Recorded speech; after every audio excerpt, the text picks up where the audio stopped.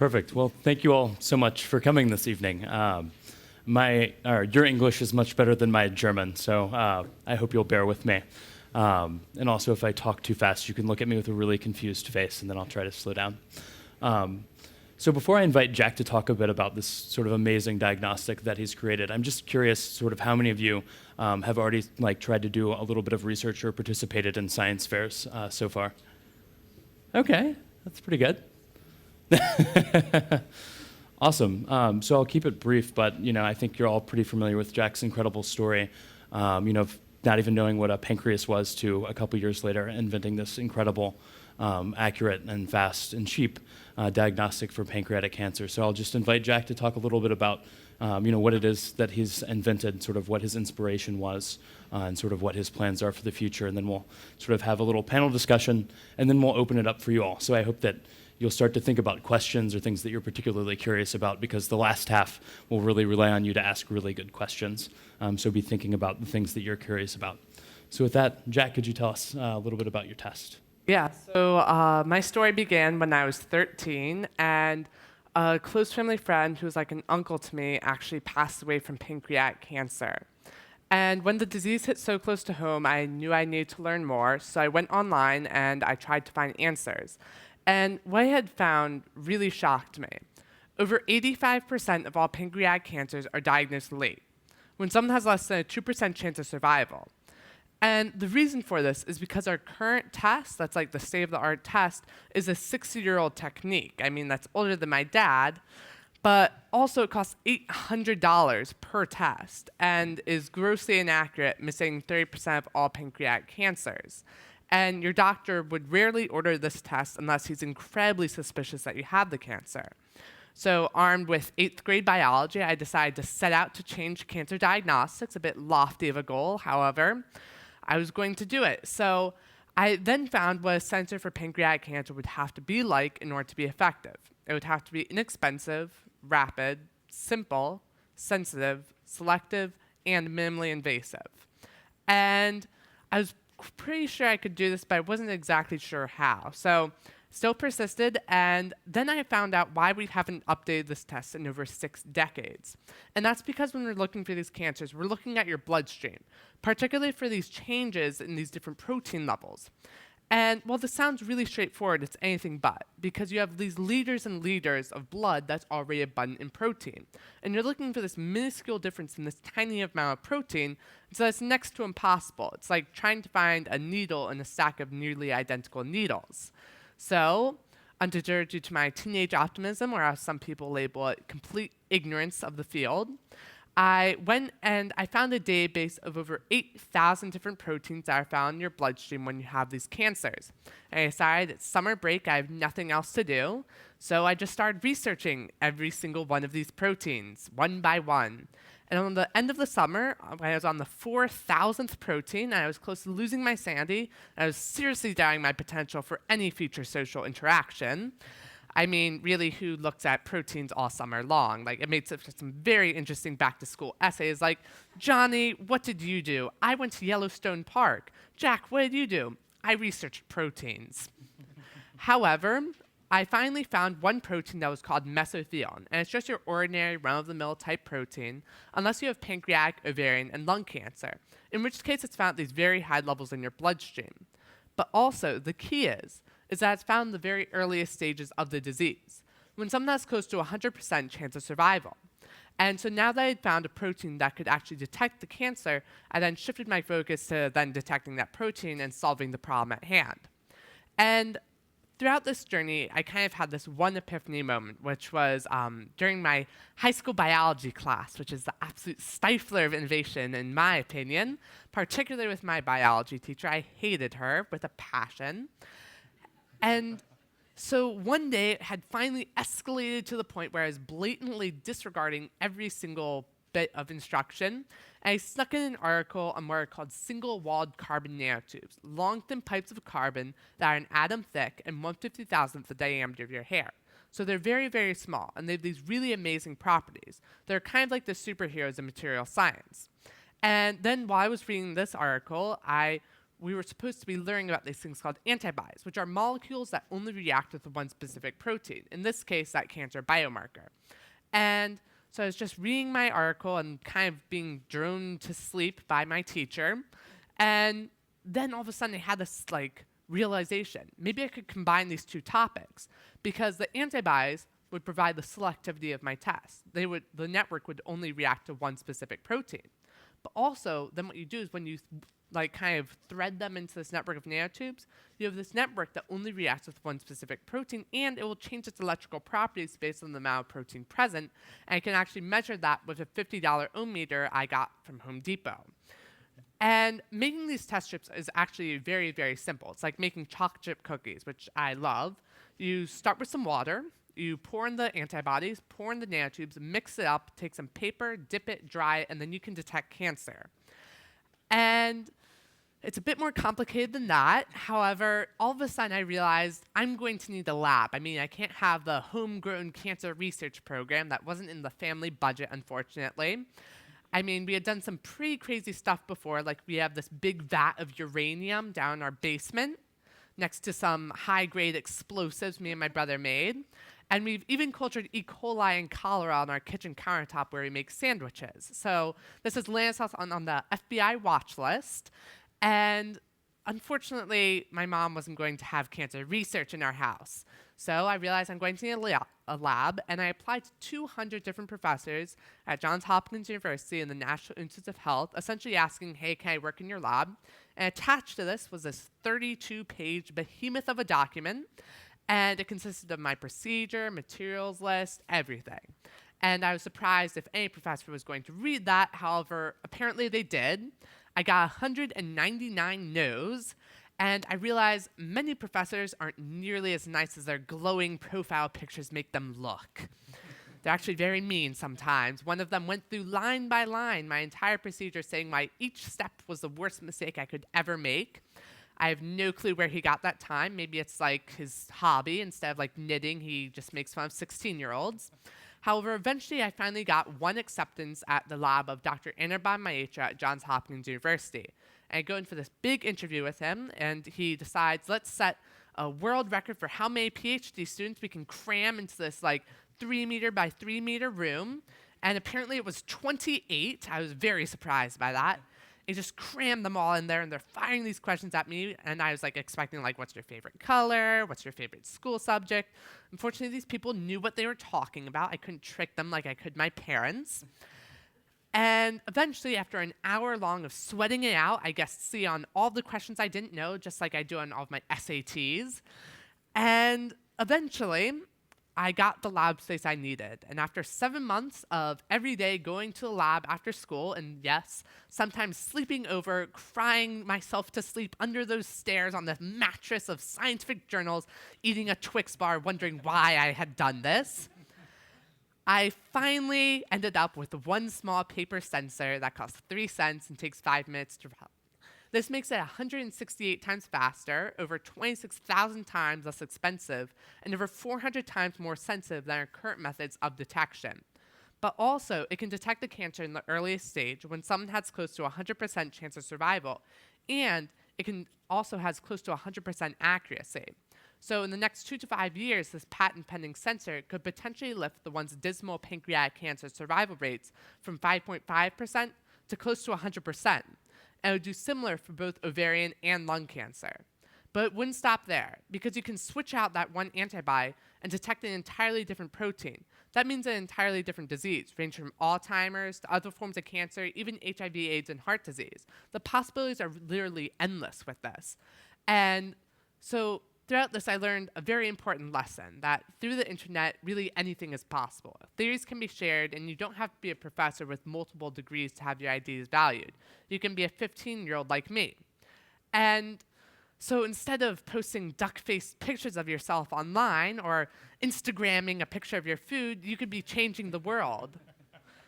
Because think, if a 15-year-old who didn't quite know what a pancreas was could find a new way to detect pancreatic cancer, just imagine what you all could do. Thank you. Awesome.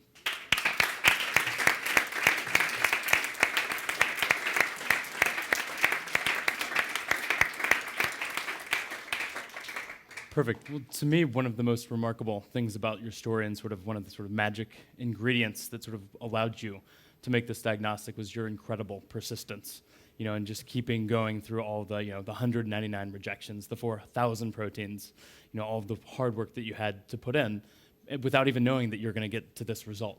And so I was wondering if you could talk a little bit about sort of what inspired you and what kept you going through the 199 rejections and all of the proteins, when you didn't even know that this, was going to be possible.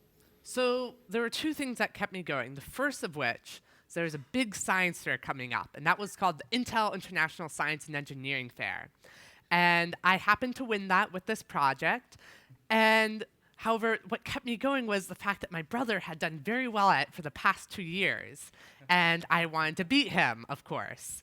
But then the second thing that kept me going was that every single day, 100 people die of pancreatic cancer. And so my inspiration when I would go into the lab would be, how am I going to help save 100 lives today? And that continues to be my motivation. Excellent. So we need a little bit more sibling rivalry in cancer research, apparently. Perfect. Well, I'll invite Daniel to ask a few questions about the science. Actually, first of all, congratulations what you did, and it's amazing. And I think the very most important thing for a scientist, you're already bringing with you persistence, perseverance. That's what you need because, and you mentioned it, you pretty much put a PhD into 7 months now. I mean, sleeping on science papers, eating Twix bars, and so on. That's pretty much everything you do with a PhD. So that's amazing. One thing Definitely. One thing I was wondering, actually, what's your readout? I never actually figured out what's the readout is. I mean, if you have the antibody on paper, on your nanotubes, you have to visualize something in some way, your protein that is bound to it. Yeah, so essentially what happens is you have this network of nanotubes, and you can imagine it like a bunch of wires, right? And say you stick a few bits of Play-Doh or something like that in there.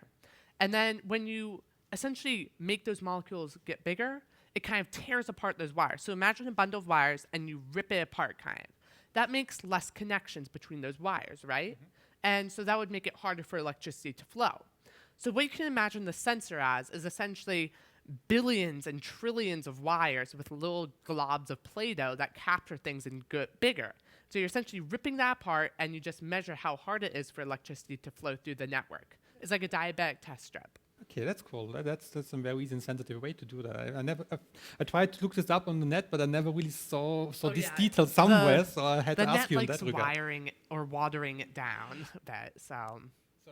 And the other thing I was wondering, I mean, you mentioned it, was how did you just put these two things together? I mean, the antibodies and the nanotubes, I mean, what brought you there except the teachers boring you out? But I mean, I suppose it was just the right place at the right time. I just kind of combined those two aspects. I'm just like, oh, that would be a cool idea. And I think that's what science really is, just thinking, oh, this might be a cool idea, and then seeing if it works.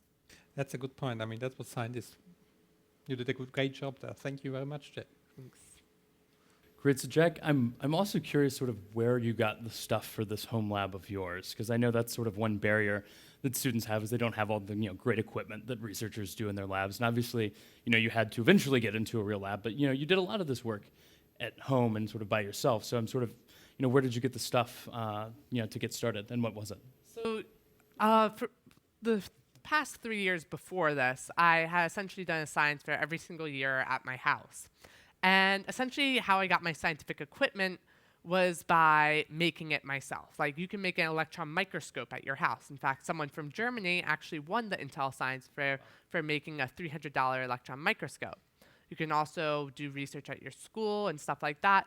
However, for hard-to-get items such as uranium and high-grade explosives, you can always order them off sketchy Russian websites. Did you get into customs? I'm not really sure how they got to us, but it was really cheap. It was $160 for this big vat of uranium. And it's one time we brought it into school and our teacher almost opened it, which would have been really bad. However, we've made yellow cake with it and stuff, that. It was radioactive. It's fun to play with. Fair enough. Also, I'm interested sort of the things you picked up. What became different when you started working in Dr. Maich's lab? The one thing that happened when I was in Dr. Maich's lab is I screwed up a lot. I screwed up pretty much every single conceivable lab procedure. I mean, because I'd never been in a lab before. I'd never cultured cells. I mean, I cultured bacteria, but bacteria are a lot easier than cancer cells. And so essentially what happened is I go in and he's like, oh, well, you can have this like tiny space, like 1/2 meter by 1/2 meter on a completely separate floor and just stay away from everyone. And so I also got $1,000 to do my research. That's like 750 euros. And so I essentially had the lab postdoc essentially talk me through like the first week, and then I was on my own. So first week was very interesting. I like sneezed in my cell culture, and there are like tentacles growing out of it. I dropped it on the floor, and then like finally after a month of work, I finally got enough cell culture. I go up to my centrifuge, plug it in. Little did I know that when it turned sideways, it hit the center. It was quite a glorious explosion of cell fluid all across the lab. I was very impressed with it. It was quite a work. However, my lab professor was just like, why did I make this kid go into my lab? What am I doing? And so that was about a day of cleaning up cell culture spewed everywhere. Yeah. It was fun, though. It was totally worth it. Yeah. I was wondering, I mean, you were fairly young to get into a lab there. So how was it for you from your imagination? I mean, you have some idea how it's going to be, but how did it differ to actually how it is? Well, so that was a really interesting thing. I thought like I could just apply it to a lab and get an internship or whatever. But no, in the US, if you're under 16 and you get paid, that's considered child labor. So the time I started this, I was 14, and I went as a volunteer. So I went through the volunteer program and was conveniently placed in the correct lab to conveniently do research. And so it was a very hard process. Like, you had to go through all this bureaucracy and stuff, but eventually got in, and it was pretty much how I envisioned it. Like, I mean, people in white coats, gloves, glasses. I'm like, okay, I got it. However, a lot of time I was just the rebellious kid that refused to wear their lab coat and was unsafe. So, Yeah, details.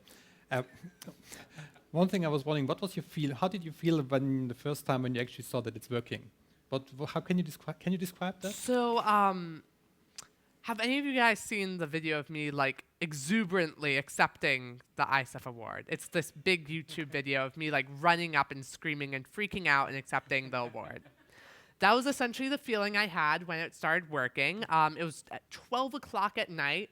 There was one other person. He was a couple ways down, and I think I gave him quite the shock when he started doing laps running around the lab, screaming. And then finally, the next day, I went back to work. And although a bit more excited than I was the day before. Great. So it seems like some of the things that you've mentioned and sort of leading up to this discovery were that, persistence is incredibly important, in pursuing this idea doggedly, even though, there's no guarantee that it's going to work out. And that also that, it's okay to mess up, that, you can make these errors, you can explode vials in the centrifuge, and still continue on. But I'm curious what sort of advice you might have for those in the room that sort of want to continue and sort of pursue a career in research and sort of pursue their passions and hopefully come up with discoveries as well. So don't take this the wrong way. This is meant to be motivational and informational. Science, especially cancer research, is like beating your head against a brick wall until some bricks begin to fall. And that was my logic in this. I was just like, I'm going to make this work no matter what. And eventually, after 7 months, I finally got that sensor, and you're going to be the greatest advocate for your research. I mean, if you don't believe in it, who's going to? So just keep working at it, and hopefully it will work. And I mean, 9 out of 10 times you will fail. I'm going to tell you that straight up. However, that 1 out of 10 times, you can help revolutionize science and help better humanity, and it's totally worth it. I mean, I can completely agree to that, what you said. I mean, follow what you want to do. Whenever anybody of you wants to go into science, what is really important is stick to what you believe you want to achieve. Don't do what somebody tells you what you should do or what gives you maybe success when you're 10 years from here. do what you're passionate about. If you have a chance to do that, that's the best thing you can do in science. And Jack's the best example what you can achieve if you are passionate about it and if you have enough perseverance to do it. True. I would rather rip my eyes out with a rusty fork than do theoretical physics work, but some other people, that's their cup of tea. So go to what you're passionate about, or else you're just going to become like morbidly depressed when you fail. Just going to be honest. Well, I think that sentiment was actually echoed by, so there were a panel of Nobel laureates at this year's Intel Science Fair. And I know at least one of them was talking about how they were just pursuing their research because they were really passionate about it, not because they thought it was going to lead to the next breakthrough, but then it became this huge discovery, and they'd never realized that sort of it had this potential, but what kept them going was just that it was what they were most passionate about. So we want to transition a bit and actually talk about some of the things that empowered you to make this discovery. And I think one of the important pieces of this is the academic research literature, the sort of building blocks of the science that you based your diagnostic on. How many people in the audience have read an academic research paper before? That's pretty good. That is a lot more than my class. So Jack, I'm interested to hear some more about sort of how you got access to these articles and sort of how important having access to the articles was to your discovery. Yeah, so getting access to articles was actually one of the largest obstacles in doing research, and that's true for pretty much everyone who does scientific research. And that's because in order to read an article, you have to pay $35 usually. For 90% of all scientific journals, you have to pay $35. That's a paywall. And then you get to read 11 pages, and then sometimes it has nothing to do with your research whatsoever, and you just wasted $35. However, essentially what we're currently fighting for is to remove these paywalls, because a lot of times you pay for the research behind these, and then they are like, oh, you can pay some more to read it, I guess. But we see all these big STEM initiatives, all these people saying we need more kids in science. However, when we see a Katy Perry single cost 99 cents and a seminal science article costs $35, that's a bit of a mixed message. And I think that we should make the world of pop culture and music just as accessible as science, or else we're going to end up with a lot of Kim Kardashians and Miley Cyruses twerking it out, and that won't solve the global health crisis. Fantastic. Well, I have to thank Jack for being an incredible advocate for what we call open access. Which is the idea that all of these great scientific and scholarly articles should be completely free online, because with the internet we can distribute these articles to anybody that wants them anywhere in the world. One thing that you might not know yet is that the authors of these scientific articles that many of you have read aren't actually paid for their work. They actually give it to the journals for free, and then actually sometimes they actually pay the journals to be published. They also peer review each other's articles for free, and then often serve as editors of these journals, either for free or for very little pay. And so there's really a strong argument to be made that these articles should be freely available to anyone, rather than having to spend $35 an article. Jack, how much did you end up spending in total on articles? Well over $1,000 on this, and countless hours trying to pirate articles. As any self-respecting teenager would do. So Jack and a lot of other students have actually become really passionate about this issue and trying to make all of this great research completely free online so that everybody has access to this, so that we can have more Jacks, so that these articles aren't just locked away and only people at wealthy research institutions can get access to them. And actually the reason that we're in town this week is that the largest international conference around this issue of open access is happening just about a few meters away, being hosted by the Max Planck Society, called the Berlin 11 Open Access Conference. And so there's students like you all around the world that are getting passionate about this issue, that are lobbying their institutions, lobbying governments about making the research that they fund and that's produced at those institutions freely available. And Jack's been a fantastic advocate in pushing this issue, and even mentioned it on the Colbert Report, which is a fairly popular American TV show, which a few of you may know. So Jack, it's great to have you active in that. Daniel, what are your reactions to open access as a practicing scientist? And as a scientist, one big thing is you have to publish in journals that have high impact factors, because these high impact factors, and forgive me if I say bloody high impact factors, are important for getting grants, are important to sell yourself, which is anyways kind of bullshitting, because just because you have a lot of great impact factors on your journals doesn't mean that the work that you actually did is really that good. It's just published in a journal that is very good. Yeah, so you can publish a work somewhere which might be mediocre, but still get in there. However, there's a lot of people just putting the eyes on that. What we need to do is essentially we need to getting stuff out for everybody, because it's funded by governments. Most of the science is funded by governments, so it's already funded by the public. So why shouldn't the public have access to it? And open access started a couple of years ago and did a great job in there. I think what we now have to get going is we need to get the evolution of open access going, to get the quality journals out there and be sure that what is published open access is quality. If it's quality, it's going to have these high impact factors that are so required for people that actually don't do science, actually. They're going to get up, and it will be easier and getting more attractive to publish in open access. So I think that's what we now need to do. One way is promoting it, and a lot of scientific institutions promote open access now. And unfortunately, also a lot of people try to, let's say, nourish on that part and try to open up lots of open access journals. I don't think we need lots of journals. It's better to have let's say, overseeable number of good journals that are well maintained, that are well and accurately performed, and where also it's going to be more interesting to actually do all of what you said, reviewing editorial processes in there. If you make it more attractive for scientists behind it, it's going to increase the quality, and that's what I think is the most important message about that. So we've talked at you long enough. Now we're going to sort of shift to you all. We're really interested to hear what your questions are. So I hope that at least a few of you have started to think of some things that you want to ask Jack. So does anybody have the first burning question to begin with? And if nobody has questions, I'm just going to start calling on people. So perfect. So I have a question going to these research articles. I think it's quite impressive that a pupil actually takes some research articles and reads them and tries to get out the data of it. And I think you started quite early, right? So you mentioned that you started with 14, and if you cultured E. coli before and did other stuff, then you read research articles even before.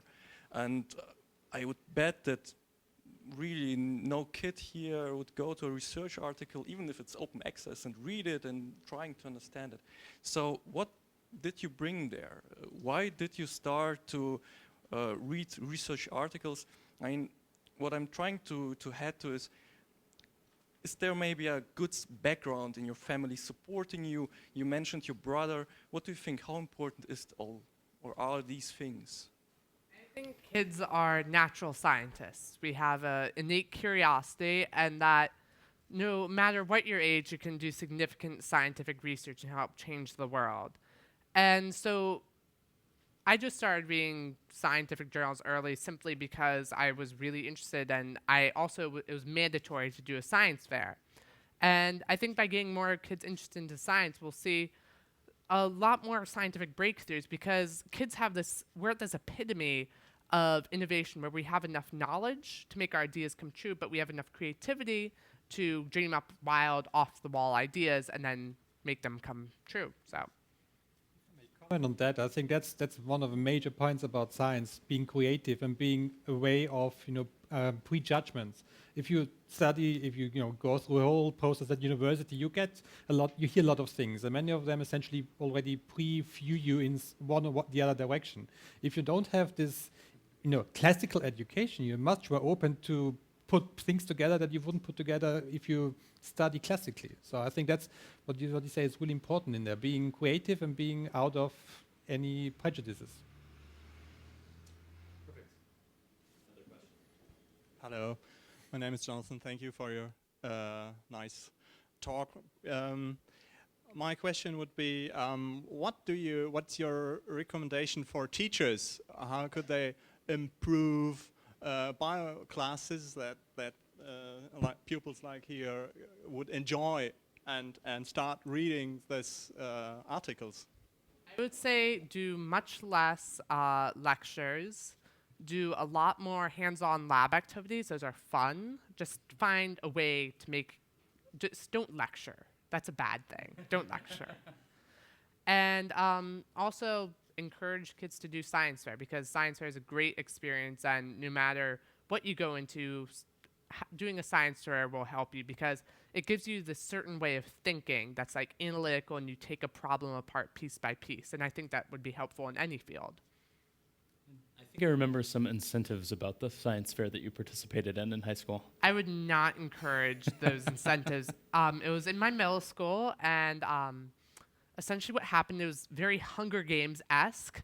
They took 300 middle school kids, dangled a laptop above them, and said, whoever wins gets this laptop. And needless to say, I walked away with 3 laptops from my middle school. I milked that opportunity. So, but I would not encourage that. It made very unfriendly competition. Don't do that. Well, while we're waiting for the, do you have a follow-up? Yeah, another thing. Maybe that does not apply in this case, but in some cases. My experience is when you know people and you get to know more people, then it's easier, especially to get access to these papers. For the German people here, most of the huge universities in Germany, also in Berlin, have access to most journals, and it's just a question of, do you know somebody who has access? And I know from my experience that amongst students, and especially amongst those who are engaged in science or interested in science, they just share. And so it is kind of open access already, but not, of course not for everybody, because you need to know people. And this is basically a key point for getting the... So essentially, I didn't know anyone. I still don't have access to papers. If you want to give me your library password, I would be elated by that. However, this isn't just a problem for kids. This is a problem for everyone, because recently Harvard University released a statement saying, well, subscriptions to major periodical subscriptions, especially those that are historically key ones, just can't be sustained. They're too expensive. And so when Harvard University, the richest academic institution in the world, can't afford to continue paying its subscriptions, then we have a problem, and in fact a very major one, because we have this knowledge elite, those who essentially have access to these papers, those who work at these wealthy institutions, but then there's even a hierarchy there, because Harvard and like Stanford have a lot more money than the local community college. But then there's the knowledge middle class, ordinary citizens like you or me. We don't have access to this information. And so we really have to elevate that knowledge middle class and knowledge underclass who don't have access to the internet or these papers, and really make it such that knowledge is accessible to everyone, because that's the great equalizer in this world. I mean, think, it doesn't matter who you are. It doesn't matter what age you are or what gender you are or how much money you have. It just matters if you have that knowledge and what you do with it. And I think that is what is really empowering to lift people from their current condition to a better one. Perfect. Yes, another question. I'm sorry if I missed that point, but does your test, is it already in use by now to diagnose pancreatic cancer? And second question, what is your research heading to from now on? So currently I have the international patent on this technology, and I'm talking to several large biotech firms, one of which includes Siemens. And so hopefully that will be licensed off soon, and that will be 5 to 10 years of FDA trials before it gets on the market. And then, for example, when you go into the doctor, you can get one of these tests. And currently what I'm working on is what is called the Tricorder Xprize for $10 million. It's sponsored by the Qualcomm Foundation, and it's a prize to develop something the size of a smartphone that can detect any disease instantaneously. I'm currently working with a multinational team, kids from all over the world. We're all under the age of 18, and we're working hard on this prize, so hopefully we will get it. But Are there any other teams that are all under 18? no, we are the only team under all 18. Everyone else is kind of on the older side. I think most teams consist of people over 30. Very old indeed. It's 2 times my age. So while we wait on the next brilliant question, I know it's out there, I want to ask one, which is that I think, a lot of people see you and they're like, wow, what a genius. Like, you're just sort of this brilliant individual. But I'm really interested to sort of get, your thoughts on sort of how many other students like you know, that are out there. You know, I think, you know, there might even be people in this room that can do that. So we'd love to get your thoughts on sort of how talented some of the other students are. Maybe you could talk about some of the great students who also compete at the Intel Science Fair. I know Brittany Wenger, one of your friends and colleagues from the Intel Science Fair, should actually rotate around this display screen in just a little bit. Yeah, so disclaimer, I'm not that smart. I just dipped paper in water was essentially my project. And I think that's not necessarily intelligence that will get you ahead. I think it's creativity that will really, and how you apply knowledge that will really determine whether or not you're successful. Because if you just have a lot of knowledge, then you're about as good as my cell phone that can use Google. And so I think that, what was the second part of the question? Sorry. Some of the other students that I said. and- See, there's Brittany right on cue. And I think that there pretty much every single kid in the world has the potential to do great research and change the world. And because ideas don't discriminate who they come to, it just a matter of whether or not you think of one. And some other research projects that are out there, there are some really incredible ones. Like my friend Brittany Wenger, she developed an algorithm, a computer program that can essentially diagnose breast cancer with 99.99% accuracy. Another one of my friends, Eric Chen, he developed a new flu vaccine that can be frozen. And there are just all these revolutionary different projects. And so, for example, another one was Nick Shockey, my friend. He developed an algorithm that's 50 times better than Google's current search algorithms. And so the possibility to change the world is out there. You just have to start looking to change the world. Wow. Yes. We have the microphone coming to you. Slowly. Since you say you have the patent for the test, are you able to decide how much it's going to cost in the end, or? So I will not have direct control out of that. However, I can create an advised price in the license. However, the price isn't going to be that high. I mean, because it costs 3 cents, which I believe is like what's a euro cent? 2 euro cents. Yeah. Very, very cheap. And so even if you sell it for like $5, that's still a huge price difference there. And so essentially, the company is going to make so much money off this because the price isn't going to be huge. It's going to be below $10, which I think is like 750 euros. And how much was the test before yours? The test before mine was For pancreatic $800. cancer, yeah. So that's like 600 euros. You're good at these conversion rates. I just kind of generalize. Yes. Hi, I'm Frido. I'm a medical student, and I think it's great what you did, and it is absolutely essential to have new diagnostic, especially for pancreatic cancer. And I'm interested in the further access to this diagnostic. And you said it's not going to be expensive, and $10 is not a lot for us, but let's say for developing countries, it could be quite a lot.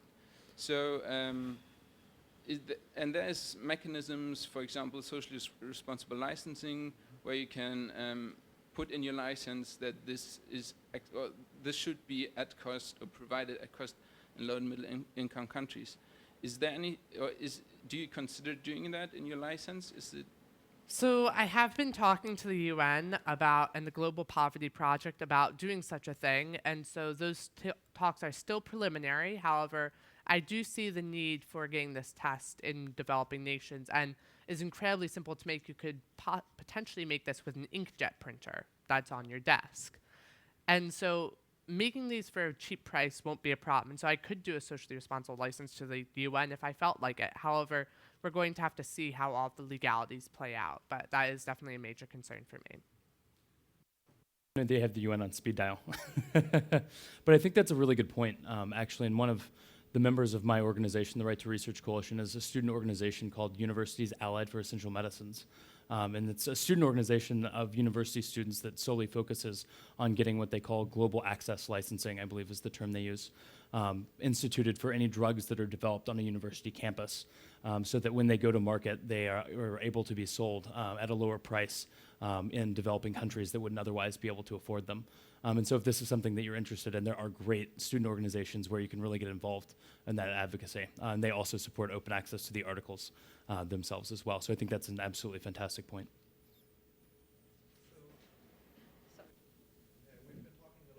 Scientific papers, and I was wondering, last time I checked, I haven't seen one of you yourself. Maybe it's just too long ago, but are you currently writing one, or? So right now I am not intending on publishing a paper on this, simply because of the patent. However, I also think that the patent is easily readable. You can just Google it and you can read all of my methods there and results. So patents are open access right now. Papers aren't. Well, while we wait for the next question, yes, no, we'll come right to you. But I'm just curious, out of all the people that you've met in the last year and a half, who would you say has been the most interesting? The most interesting, It's a long list to choose from. I know. I would say President Obama. No. Uh-oh, somebody's going to one up President Obama. Hillary Clinton.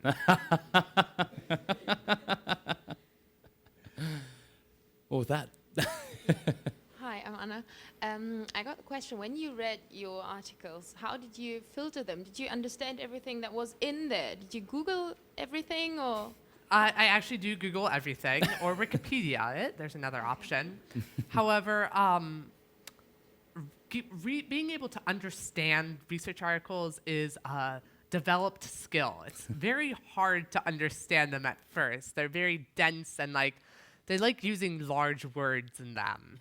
And you have to flip back and forth highlighting their little acronyms and stuff like that. It's very challenging. However, after a while, you kind of get a knack for it. So what at first I would do is a lot of times actually right now, to get a good overview of an article, I read the abstract and the conclusion, and that's it. And then if I find it interesting, then I'll read the rest of the paper. Otherwise, don't bother reading the procedure. It will simply confuse you. I think that's a point that often gets lost. One of the things that we hear from a number of folks is that students or people that aren't trained PhDs can't possibly understand the research literature. But I think that's just obviously not true, right? I mean, so many people in this room raised their hands when I asked how many people had read a research article, and Jack's obviously a perfect example of this. And so I think, it might take some time and you might have to sort of highlight all the things you don't know, but I think people can sort of bootstrap themselves up, and, after you read enough articles, you can start to build a context, at least around the small portion of the research literature that you're looking at. I mean, in one way, it's like starting to learn reading again. Because just the way they're written is pretty much the same in all of them, at least if natural sciences. But you just have to get used to the words, the way they are described. And once you've got that, it's just fairly easy. Just like learning reading. I see it with my kids now. It takes time to learn reading. It doesn't go from one day to the other. But you just have to keep on going. So you have to learn PhDs. Not necessarily, obviously, but yeah. Next question. Gotten pretty good participation so far. Our first repeat customer. Yeah, I was wondering, how does a normal day look for you right now?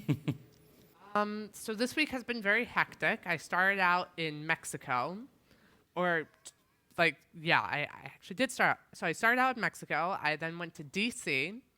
Then from DC, I went to New York. And then from New York, I went to Chicago. Then from Chicago, I went to the Vatican. Then from the Vatican, I came here. Then after this, I'm going back to DC for the International Developmental Bank, and then to San Diego, then to New York. Then I quickly have Thanksgiving at my house for a day, then back up to New York the very next day. So it's pretty crazy, but when I'm at school, I'm actually a very terrible student. I'm there 10% of the time, and when I'm there, I usually skip because I have to do tests and quizzes. I'm not recommending that you skip at all. It's due to grade inflation at my school that I can get away with it. They're scared to give you a B. No. It's actually, pretty much if you turn your homework at my school, you get an A. My school is an inner city public school in Baltimore, which is like crime capital of the U.S. And we have lots of gang wars there. So it's very easy to get an A at my school. So while we wait for the next question, I want to follow up with another one, which is that one of the great things that you've done while you've sort of had the notoriety that you do is advocate. And so I wish you could sort of talk a bit about your experience in talking to policymakers and the effect that students can have in convincing policymakers and legislators to change policies. So policymakers have a very certain dialect of their language, which includes a lot of buzzwords like shifting the paradigm and other things like that. And so sometimes they can be very boring to talk to, I'm going to be honest. However, other times they can be very interesting. And a lot of times they're going to be very nice to you.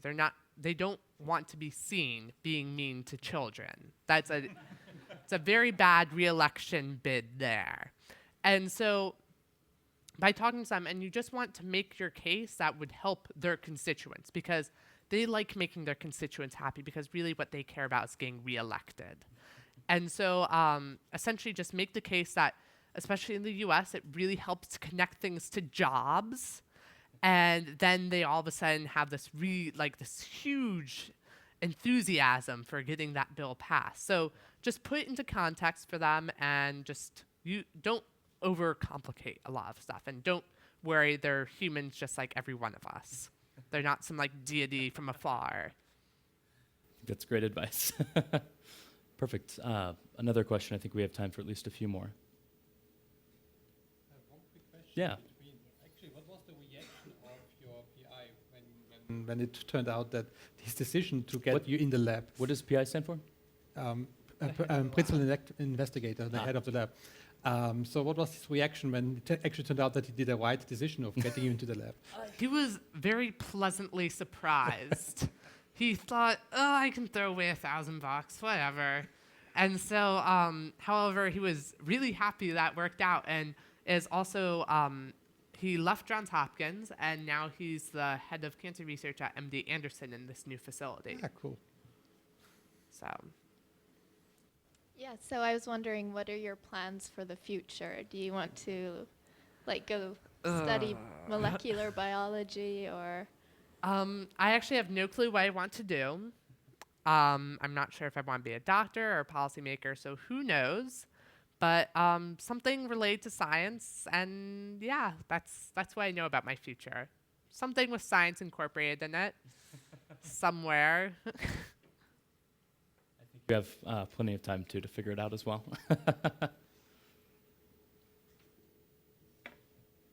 Another question? We have lots. Well, I first should say that I really have a great respect for your project, Open Access.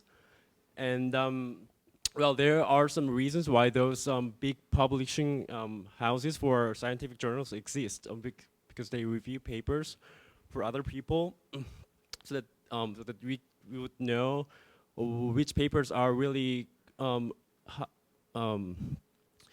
high in have high qualities in in terms of method, or but do you have any concrete ideas already how this huge chunk of information that would be available through your project, how they should be managed in the future, if you be successful with this project? Yeah, so that's a really important question, sort of about how does open access work? How do we actually make all these scientific and scholarly articles open? And so there's sort of two different ways to do it. There are lots of journals, almost 10,000 journals actually, that are what are called open access journals, meaning that all of the articles they publish are made freely and immediately available, immediately upon publication, with full reuse rights. So you can download all of them that you want, you can keep them on your hard drive, you can send them to your friends, and so that's what they do with all of their articles. But not all journals yet are like that. There are still lots and lots of subscription-based journals where you have to pay lots of money. There are actually journals that cost more than 20,000 euros per year for one subscription to a journal. But the good news is that about 2/3 of those journals will allow authors of those articles to make some copy available online for free, either through their personal website or an online database that's hosted by the German government or perhaps their institution. And so since they already have the permission to make their paper available in most cases, they can make some version freely available. So those are sort of the two paths. Then in terms of actually sort of making the system open, sort of the best strategy we have is to target research funders. About 80% of all research is publicly funded. And so we think, since all this research is publicly funded, then the public, sort of has a right to actually read the results and sort of read the valuable thing that's produced at the end. And so we work with students, librarians, researchers themselves, and others to advocate for policies that require that any research that's funded with public money then be made publicly available. And so if you're interested in sort of promoting open access, one of the best things that you can do is try to get engaged with people that are leading these types of advocacy efforts within Germany, as well as within the European Commission as well. There's just one important point in here. What you mentioned, that it's not the publishers that actually review the journals. It's the scientists, again, that review the journals. So the publishers essentially just get the money, or just, let's say, want the money for putting it into a nice view. And that's not the difficult thing nowadays. It was maybe 30 years ago when it was really difficult to put it into a nice print way. But today, with all the editing software that we have, pretty much most of the stuff the scientist does anyways, not the publisher anymore. So there is not so much, let's say, need for a publisher to, let's say, spend 20,000 euros for a subscription. So 10 euro would be fine too. And I also have to embarrass one of my colleagues. We actually have a very special guest in the room right now, Melissa Hageman in the back of the room, who actually convened the meeting that defined the term open access. So she's the one that brought people together that sort of defined what open access means, meaning that articles are not only free to read online, but also fully reusable, so you can download them and do anything you want with them. So it's great to have Melissa here. Yeah.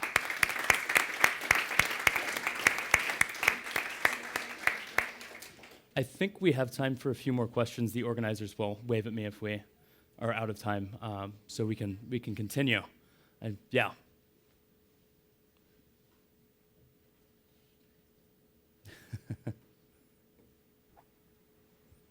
Another question. Is it frustrating for you to know that the test will be like ages away now? Like, it works, so. Well, that's mostly due to a Supreme Court hearing in the US that essentially says that samples belong to institutions rather than researchers. You see, essentially what happens is that, say a person has cancer and they're dying. They know that, but they want to help humanity and give their samples. So they give their samples to the doctor, but then say the doctor wants to leave. Well, those samples have to stay with the university, and say a company wants to test a new pancreatic cancer test on them, well, then they have to pay $5,000 for like about 6 drops of blood. And for most clinical trials, you have to have at least 10,000 samples, ranging from early stage to late stage pancreatic cancer. And so that's at least $50 million US. And then also, you have to think that a lot of pancreatic cancer patients aren't diagnosed early. There are actually very few of them.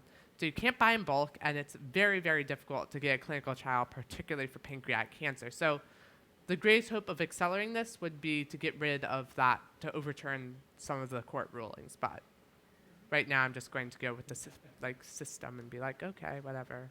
Maybe that's next. Yes, next.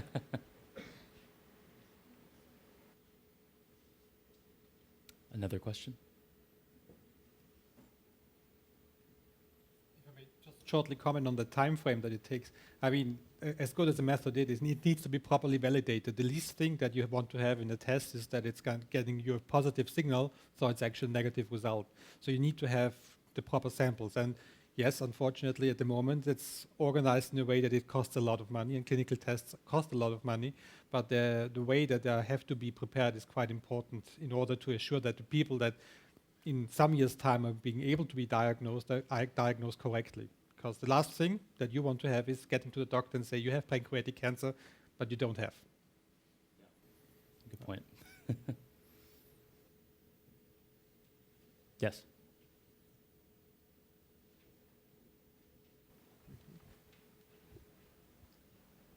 A question regarding the test. So how specific is it? Does the protein go up also in other diseases or other circumstances? Mesothelioma is found not only in pancreatic cancer, but also ovarian and lung cancer. But it's only found in those cancers. It's not found in any other diseases, and it's not found in regular human blood at these elevated levels. And so far, I've received no false positives for this test. I've only received 3 false negatives out of 100 samples. So it has extremely high sensitivity and selectivity, which is a lot better than many of the current benchmark tests, and it's a lot cheaper, and so you can do routine screenings.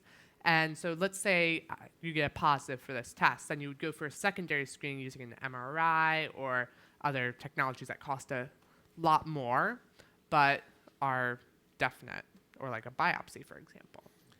I mean, and one thing that we don't know yet, since this test is so much more sensitive than anything that had been out there, we don't know what's going to be on other cancers. It might likely be that other cancers might have also an elevated level of this protein, but not detectable by the current means. So it might still range in a way that it's not detectable in another cancer, but that's going to be seen once the test is out there and once you can test it properly. Well, with mesothelioma, they have been testing with mass spectroscopy, so it has been determined that it's only found those 3 cancers.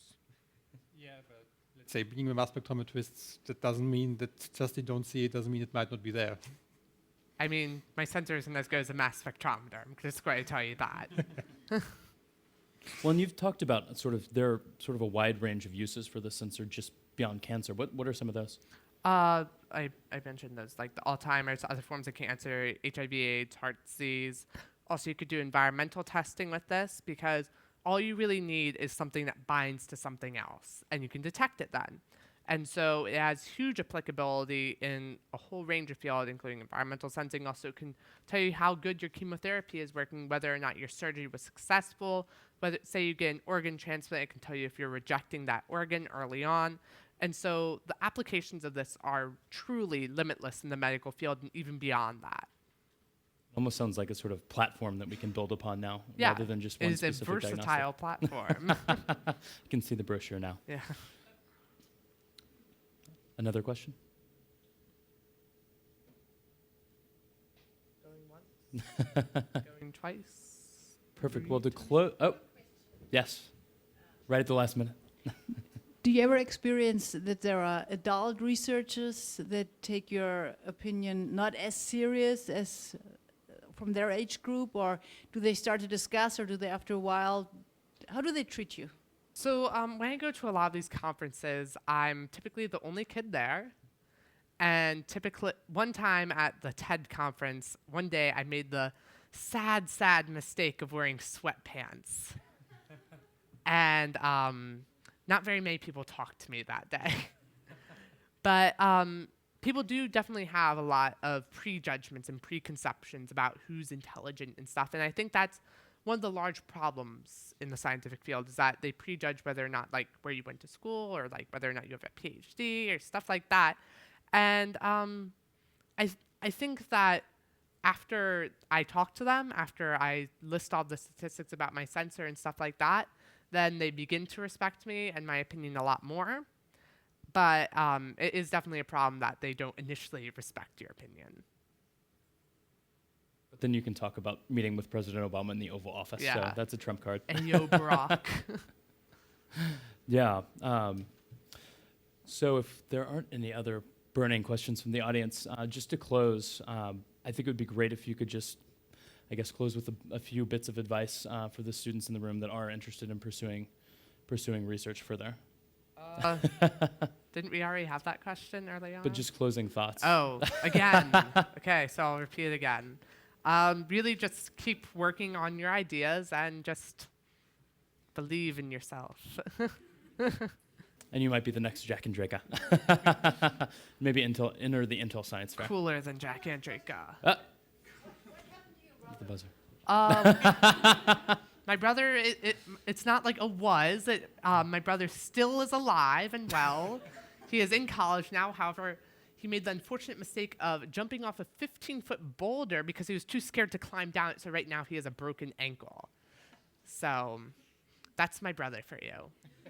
He also has dueling Tesla coils in our downstairs basement that shoot like these giant like lightning bolts at each other. It's very entertaining to watch. However, you don't want to get in between them or else you would die. Clearly it runs in the family. Perfect. Well, thank you so much, Jack. I think this was fantastic.